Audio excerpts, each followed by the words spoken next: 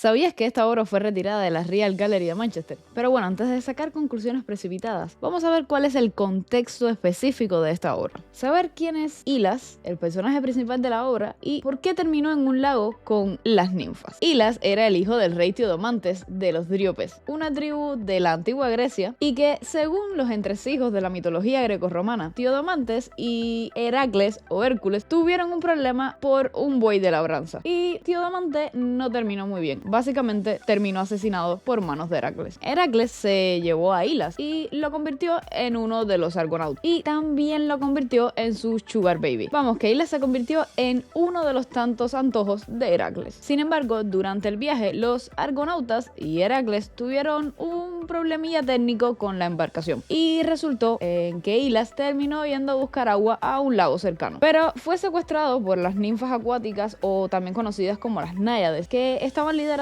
por la ninfa Efidencia, que además se dice también que convirtió a Hylas en uno de sus caprichos. El pobre Hylas fue pasando de mano en mano. Y bueno, ya a partir de aquí la historia se va disolviendo y va tomando distintos caminos. Unos dicen que las ninfas se lo llevaron a su morada en el fondo del lago, otros que se convirtió en un ser mitológico acuático, y bueno, los más pesimistas directamente dicen que las ninfas le ahogaron. Pero entre nos, lo cierto es que no hemos vuelto a saber nada del pobre Hylas. Pero ahora bien, ¿quiénes eran las ninfas en la mitología? Según qué fuente se consulte, eran o deidades menores o espíritus de la naturaleza. Pero lo que sí casi nunca varía es que eran hijas de Zeus. Pero bueno, vamos a entrar ya en lo que es tema de representación, o sea, en iconografía de las ninfas. El arte casi siempre las ha representado como jóvenes doncellas desnudas que aman lo bello, odian lo feo y que cantan, bailan y que son unas completas enamoradas, tanto positivo como negativo. Y aunque Homero las describe como inmortales, en otros mitos son descritas como mortales, pero que si bien no pueden envejecer ni pueden morir por enfermedad, sí que es cierto que pueden morir de una manera más trágica y por supuesto sangrienta. Y algo súper importante que no podemos olvidar y que está muy relacionado con la interpretación de esta obra de la que vamos a hablar en el video, y es que eran constantemente descritas como las sonsacadoras o las seductoras de los sátiros, llegando a decirse incluso que las ninfas eran las que provocaban que se despertaran estos incontrolables deseos sexuales de los sátiros. Y yo no sé ustedes, pero a mí me recuerda algo. No lo sé.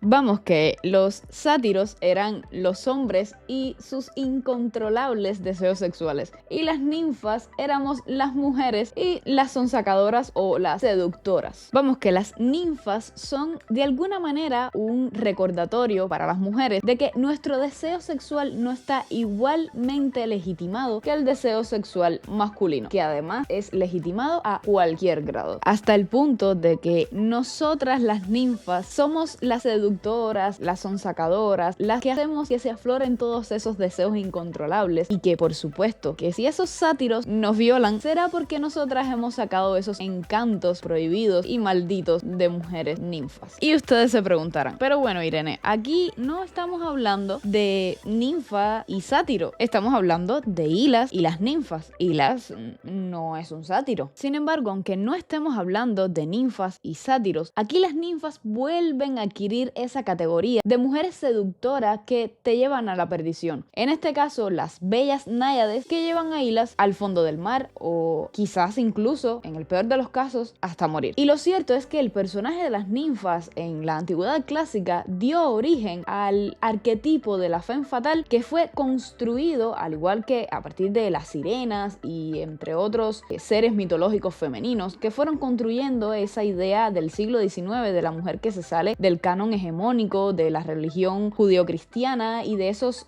preceptos morales en que la mujer caída se convierte en esa mujer seductora que lleva a los hombres a la perdición. De hecho, el arquetipo de la femme fatale se utilizó para justificar no solo las violaciones, sino también para justificar la llamada torpeza o esa manera de infantilizar a los hombres y entenderlos como seres biológicamente destinados a la sexualidad, y nosotras las mujeres como seres que tienen que adquirir cierta moralidad para ser parte de una forma de sexualidad mucho más restringida, mucho más sometida y más estereotipada. Infantilizar ese deseo supuestamente primario de los hombres y su incontrolable deseo sexual. Una forma de esencialismo y de biologicismo que pone a los hombres en una categoría de que no pueden controlar su deseo sexual porque evidentemente son hombres, son animales. Por eso no es de extrañar que en esta época se realizaran obras de arte, incluso en la literatura, donde se exaltaba ese poder negativo de las mujeres y las convertía en ese arquetipo de la femme fatale. Y me refiero a todas porque toda aquella mujer que se salía de este canon hegemónico, este canon judio-cristiano, esta mujer del rol sumiso y estereotipado, se convertía directamente en esta mujer sonsacadora. De hecho, existió todo un movimiento artístico en Inglaterra que se encaminó a darle esta visión representativa e iconográfica de la femme fatale. Y es nada más y nada menos que la hermandad prerrafaelita. Pero ¿saben quién era miembro de la hermandad prerrafaelita? Y por supuesto, esto no puede ser casualidad, pues sí, John William Waterhouse, o sea, el pintor de esta obra. Por lo tanto, ahora volviendo al tema central de nuestro video, ¿por qué esta obra fue retirada de la Real Gallery de Manchester? Comenzaron a salir una serie de noticias desde medios de comunicación antifeminista, de extrema derecha y, por supuesto, negacionistas de la cultura de la violación. Fue que empezaron a salir titulares como estos. Sí, como todos estos. De hecho, no fueron los únicos. Hoy todavía siguen saliendo artistas, incluso críticos, que utilizan esta noticia como una manera de fundamentar el extremo al que ha llegado supuestamente el feminismo. De hecho, repetían el mismo discurso de que las feministas eran las culpables de que se hubiese retirado la obra porque se sentían ofendidas porque salían cuerpos de mujeres desnudas. De hecho, esta frase que les acabo de repetir fue agregada en una parte del análisis de la obra en el propio Wikipedia. Que no me extraña, pero miren hasta dónde llegó la repercusión de estas noticias, a que el análisis de una obra de arte en un sitio web sea descrito de esta manera. Pero en realidad la obra fue retirada porque las feministas nos sentimos ofendidas o porque es parte de una campaña de cancelación o simplemente tiene una explicación mucho más sencilla detrás. Pues eso, nada más lejos de la realidad alternativa en la que viven estas mentes privilegiadas que estaban difamando la creación de un artista. Simplemente es parte de una obra realizada por la artista Sonia Boyce. Boyce es una profesora británica titulada de Arte Negro y Diseño de la Universidad de las Artes de Londres. Las obras e investigaciones de Boyce centran su estudio en el arte desde las prácticas sociales y, por supuesto, de género. De hecho, desde 1990 está involucrada en actividades performáticas espontáneas relacionadas con otros artistas que también reflejan su arte a partir de los temas sociales y de género. El trabajo de Boyce va desde el dibujo, la pintura, la videografía, la fotografía e incluso la impresión. Boyce, de hecho, es considerada la principal promotora del renacimiento cultural británico de las personas racializadas en el arte y la sociedad de 1980, incluyendo la perspectiva feminista decolonial como expresión cultural.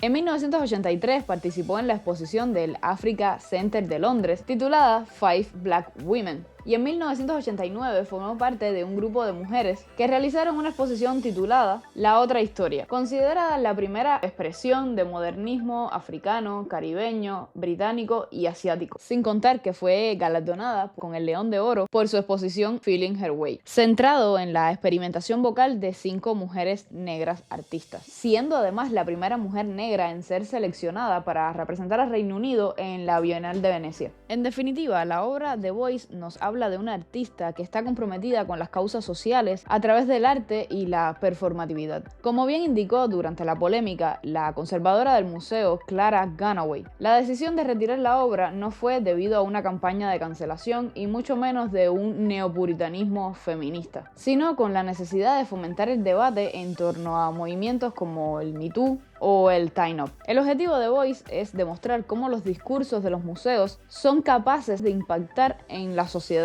actual. Y como si se sigue pasando de largo de incluir la perspectiva feminista, los museos van a seguir perpetuando ese discurso hegemónico, machista y tradicional hijo de la historia del arte del siglo XIX. que pone a la mujer como un sujeto pasivo y no como un sujeto activo y pleno de derechos. De hecho, no hay más que ver que todavía falta muchísimo por construir una historia del arte donde no sean excluidas las mujeres y sus creaciones. Aun cuando la perspectiva feminista no solo habla de las artistas y sus creaciones, sino con la manera en la que miramos el arte, la manera en la que nos han enseñado a mirar ese arte. La mujer solo sirve como mero objeto de deseo o como una musa o ciertamente como una inspiración de los artistas. La obra de Beuys nos hace pensar en cómo está construido ese montaje museográfico, incluido cómo son descritas las carteleras de las obras de arte. Un ejemplo claro es la descripción que hace el Museo del Prado acerca de la obra Diana y las ninfas sorprendidas por los sátiros,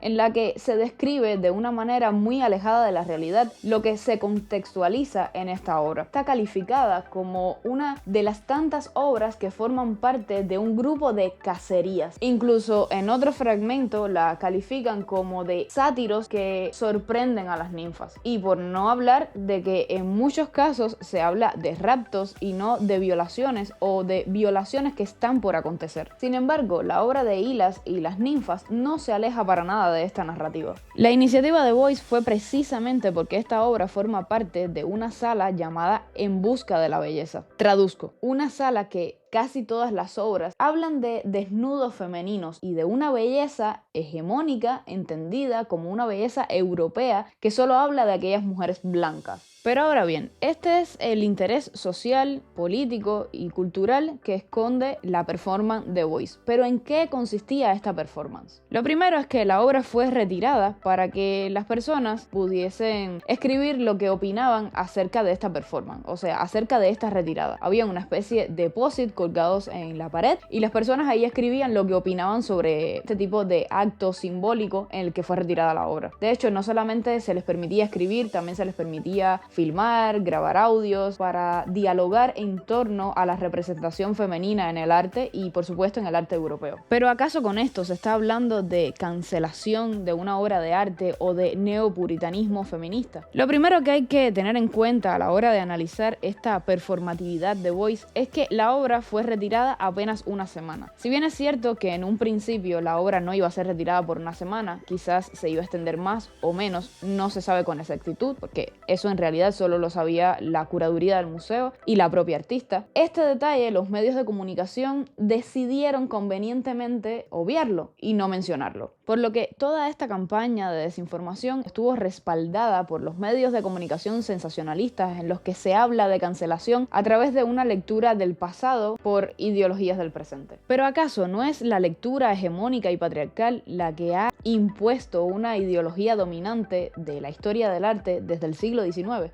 En esencia, la iniciativa de Beuys no tiene nada que ver con una cancelación o un neopuritanismo feminista, ya que la perspectiva feminista en el arte no busca construir un discurso en el que las mujeres dirigen el curso de la historia, sino que busca que todos ellos se nutran de nuestra visión y nuestra propia voz, que la historia sea construida también desde nuestra propia visión. Lo que buscan es estudiar e investigar unas nuevas formas de entender el arte. Se busca implosionar esa historia del arte donde prima el discurso hegemónico, sexista, clasista, racista, xenófobo y machista, para que los museos no se encaminen en la simple búsqueda de la belleza, que exista un reflejo de nuestra sociedad y que sea mejor comprendida a través de la visión de todos y todas. Porque ¿cuántas veces no hemos visto a la Maja desnuda, a la gran odalisca, y hemos pensado que simplemente se tratan de mujeres bellas y ya está, sin más? Y es porque fueron creadas precisamente para esto, para la contemplación masculina. Pero sin embargo, el objetivo no es cancelar a Goya, no hay ninguna intención de cancelarle. De hecho, si le cancelamos a él y a su obra, estaríamos haciendo exactamente lo mismo que se ha hecho con las artistas y sus creaciones. Incluso como nuestras vivencias y nuestros logros como mujeres han sido invisibilizados y sacados del relato histórico. Por tanto, las iniciativas como la de Beuys, el objetivo no es sacar a los artistas masculinos de los museos, y mucho menos a sus creaciones. Es debatir en torno a ellas, es pensar en reescribir una historia del arte más justa e inclusiva. Las feministas queremos que sigan ahí. Sin embargo, lo que sí no queremos es que se siga relatando en la museografía y en la historia del arte academicista, conservadora, patriarcal y machista proveniente de los primeros textos académicos y de las primeras instituciones museográficas del siglo XIX. Queremos que se refleje la diversidad cultural, artística y social, pero sobre todo queremos que se haga desde una perspectiva feminista en que las mujeres sean sujetos activos y plenos de derecho. Desde una perspectiva feminista, decolonial e interseccional, donde sean incluidas, o mejor dicho, no excluidas, ninguna de las mujeres.